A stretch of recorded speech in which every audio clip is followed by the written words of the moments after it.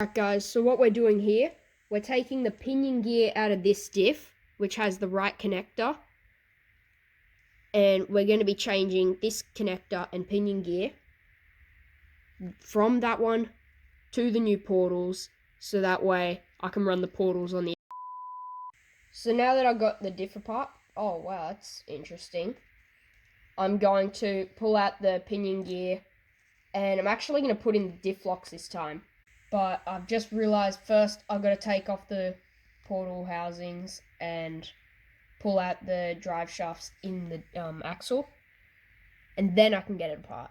So now that I've got the pinions out, I've pulled them off their connector shaft things, and I'm going to just swap them over, keep the same pinion gear, use the opposite shaft, so that way I can connect it all to my drive shafts and use the portal axles.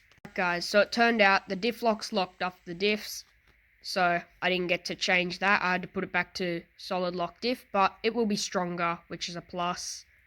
Alright guys, see you next time in part 2.